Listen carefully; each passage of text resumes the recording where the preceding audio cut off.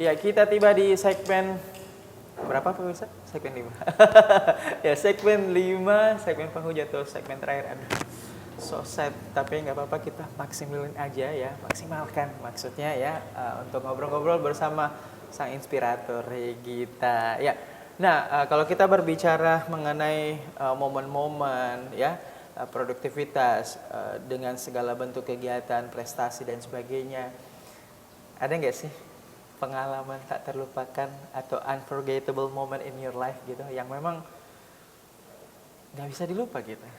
Ada nggak sih? Kalau untuk pengalaman tidak terlupakannya sendiri itu pada saat mungkin saya pertama itu pada saat mungkin SMP. Ini momen-momen yang menurut saya ketika saya berada di titik ini, kadang saya melihat ke belakang, oh saya bisa ya, segila itu ya, istilahnya segila itu ya. Kenapa demikian? Karena waktu kelas 3 SMP itu betul-betul saya jadi waktu itu kan diamanahkan Kak jadi ketua OSIS, terus tergabung juga di ekskul tari dan di ekskul debat. Tapi saya juga di sisi lain punya 3 tempat les Kak. Oh wow. Untuk mempersiapkan masuk di SMA. Jadi betul-betul momen itu kenapa saya katakan momen tidak terlupakan karena menurut saya sesibuk-sibuknya saya waktu SMP, waktu SMA, waktu kuliah dan beberapa waktu lainnya seperti sekarang, menurut saya momen yang paling sibuk pada saat itu dan saya juga heran kok di momen ini saya tidak begitu merasakan capek ya. Kayak menurut saya Kak, momen-momen tidak terlupakan itu ketika saya melihat masa-masa sekolah. Kayak kenapa sih waktu sekolah itu misalnya dalam satu hari ada 4 mata pelajaran, kok saya nggak capek sih? Tapi pas di dunia kuliah cuma 2 SKS dalam satu hari itu benar-benar secapek itu. Jadi menurut saya momen tidak terlupakan adalah ketika saya mampu menghandle apa yang ada dalam kelas, terus juga mampu menghandle organisasi, mampu menghandle les-les saya. Jadi itu menurut saya momen yang paling luar biasa. Wah. Nah, ini pertanyaan yang bisa dikatakan pertanyaan yang memang betul-betul perspektif ya. Gimana sih Regita melihat perbedaan antara generasi Z dengan generasi sebelumnya? Generasi sebelumnya itu boleh di-compare dengan Y, boleh X ya. Tapi jangan di-compare dengan baby boomers.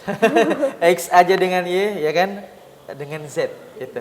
Antara Z dengan Y atau Z dengan X itu gimana perbandingannya? Jadi untuk generasi sebelumnya dari generasi saya itu menurut saya mereka dulu itu kental atau erat kaitannya dengan tiger parenting. Jadi betul-betul generasi sebelumnya itu dari yang tahun 70-an atau 80-an itu betul-betul dia dididik dengan sekeras itu, dalam artian keras, belum tentu kasar tapi keras. Nah menurut saya di generasi saya ini mungkin turunnya tentang tiger parenting itu sehingga banyak orang yang membuat comparing atau sebuah perbandingan. Kenapa sih generasi anak sekarang itu kayak betul-betul mentalnya lemah sekali ketika baru dikatakan seperti ini, mereka sudah betul-betul mental breakdown. Wait a minute. Kalau misalnya dikatain, Z rapuh, cemen, kesel gak sih kalau dibilangin kayak gitu? Kesel sih Kak, karena kalau misalnya mereka bilang Z rapuh, Z itu lemah, kan kalau Z itu berarti semuanya dong. Padahal kan yang perlu kita highlight adalah oknum-oknum dari Z ini. Belum tentu Z itu semuanya seperti itu. Jadi kadang suka kesel, tidak semua loh orang seperti ini. Dan kita juga sebenarnya sih Kak, tidak bisa membuat sebuah comparing atau perbandingan 100% tentang generasi sebelumnya dan generasi saat ini. Karena seperti yang kita ketahui, zaman kan akan terus berkembang seiring waktu. Jadi bakal banyak pola-pola yang berbeda. Contohnya saja dari pola parenting, menurut sini sudah sangat berbeda parenting dari orang-orang yang sebelumnya, generasi sebelumnya dengan generasi saat kita. Dan menurut saya di TikTok itu bisa kita lihat parentingnya mereka tuh luar biasa, tidak ada parenting yang dalam artian membentak atau bahkan memukul, betul-betul lembut. Jadi ini sebenarnya Kak tergantung masing-masing orang lagi bagaimana persepsinya. Untuk mewakili generasinya nih, ada nggak sih tips-tips untuk menguatkan generasi saat ini supaya istilahnya bisa menjaga image sebagai generasi memang yang istilahnya diharapkan oleh bangsa ini kan? Ada nggak sih tips-tipsnya untuk generasi Z supaya mereka layaklah untuk menjadi pemimpin di masa datang? Silakan. Jadi menurut saya Kak, untuk generasi Z saat ini kita kan sebagai seorang pemuda yaitu agent of change atau pembawa perubahan. Bagaimana kita bisa mampu untuk menyesuaikan dengan tujuan Indonesia kita, yaitu Indonesia Emas pada tahun 2045. Selaras juga dengan jurusan saya dari bidang hukum, di di dalam amanat undang-undang dasar atau konstitusi kita, itu dikatakan bahwasanya tujuan dari negara Indonesia adalah untuk mencerdaskan kehidupan bangsa. Karena sudah ada amanatnya di dalam undang-undang dasar kita, jadi bagaimana kita sebagai pemuda mampu untuk mengimplementasikan hal tersebut. Kemudian yang kedua adalah berani, dalam artian keluarlah dari zona nyamannya kita. Karena banyak nih Kak generasi sekarang yang saya tidak mau mulai deh, saya takut, saingannya tuh banyak, saingannya jago. Menurut saya saingan-saingan jago itu terlahir dari orang-orang yang juga merintis dari bawah. Betul-betul kesusahan dulu baru bisa sampai ada di tahap yang kita lihat. Apalagi ketika kita melihat Instastory orang itu dalam 15 detik atau 60 detik, wah hidupnya menyenangkan, wah orang ini pintar banget. Padahal kita tidak tahu di balik layar itu seperti apa. Behind the scene-nya, berdarah-darahnya, perjuangannya kayak Betul gimana sekali. ya. Terus juga selain itu ketika berbicara tadi tentang sosial media itu, kita juga bisa membangun yang namanya personal branding.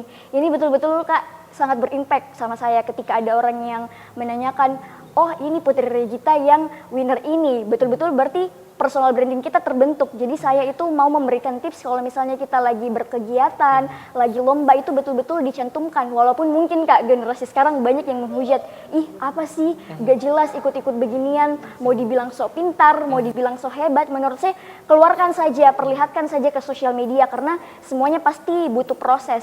Jadi menurut saya apa yang dikatakan orang lain mungkin tidak 100% kita terima. Kita saring dulu apakah orang ini benar atau tidak. Kemudian kalau memang tidak benar kita hiraukan saja. Kalau mungkin ada juga hal benarnya kita cukup jadikan pembelajaran saja untuk terus berproses dan berkembang sampai saat nanti. Iya, intinya mulai aja dulu berpikir positif ya, positif self talk.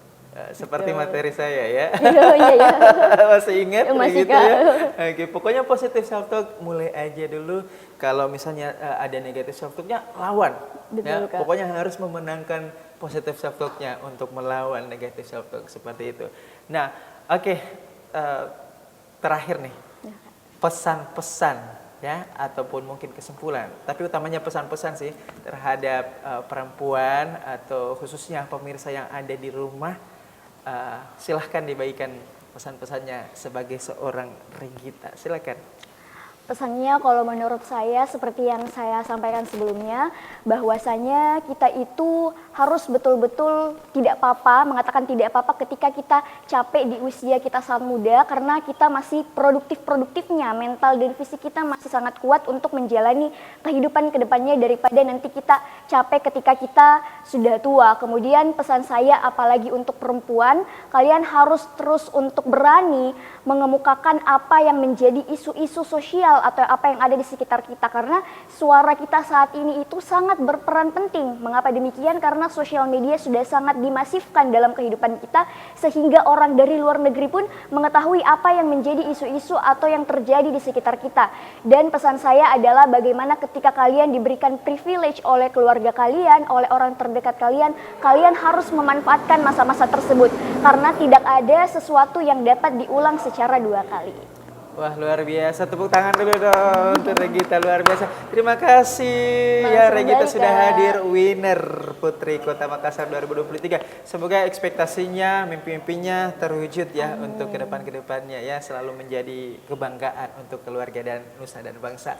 Ya itulah tadi pemirsa obrolan kita dengan seorang Regita Vegan Factor, mahasiswi Fakultas Hukum dan juga sosial entusias yang ada di Kota Makassar.